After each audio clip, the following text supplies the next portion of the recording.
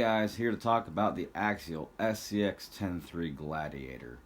I'll go over what mods I've done and talk to you a little about how it performs. So body wise, it's a stock body. I've just added a couple things: sand ladders, a rooftop tent, and some bedrolls that my wife made. But other than that, stock body, I haven't done much to it. So let's get the lid off and see what she looks like underneath. So underneath, you'll see that it has the Hobbywing Axe R2 system. It's running the 2800 kV motor. Steering duties go to a Reefs Raw 500. The electronics are pretty basic. I do not have this set up for a dig or a 2-speed. They are both locked out, so there's no other servos in this rig. BEC is set to 6 volts, and I'm running a Spectrum SR515 receiver. I'm running Trio axle housings, front and rear, SSD outer portal covers, a Club 5 aluminum skid. The wheels and tires are Amazon beadlocks and Proline BFG crawlers in the G8 compound. I also have a DSM rapid recovery system. It works very well. If you don't want to spend the money on a servo winch or one of the RC 4-wheel drive winches or even the knockoff winches on Amazon, this is a really good alternative. It can't do everything that a real winch can do, but it does what I need it to do.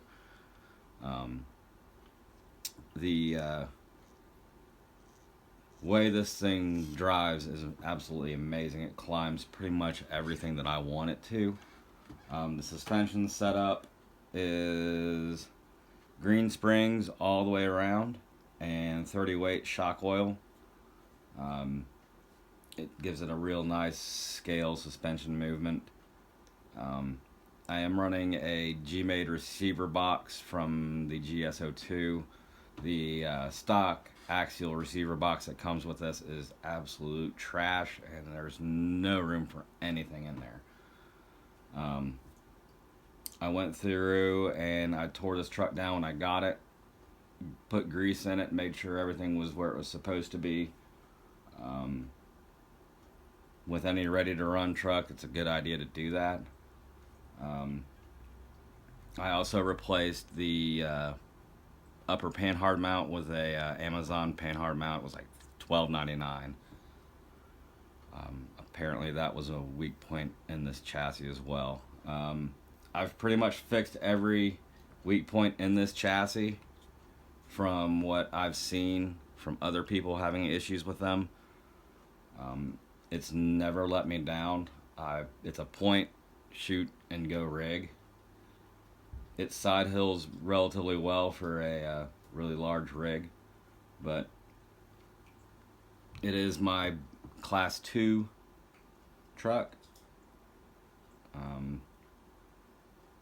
If somebody ever comes out with a full-size dig servo mount, I may try putting dig back into it. But I don't like micro servos. I never have. So I took it out, locked it out, and I don't feel a need for the 2-speed just for the fact that the ratios are so close. Just put a decent size KV motor in it and you'll be fine. And otherwise, she's been a really tough truck. I've beat her up, and she's took everything that I have, dished out. So other than that, I don't think I have anything else on this. If you guys have questions, feel free to ask them down below. I'll get back to you as soon as I can. But until then, thank you for watching, and I'll see you guys later.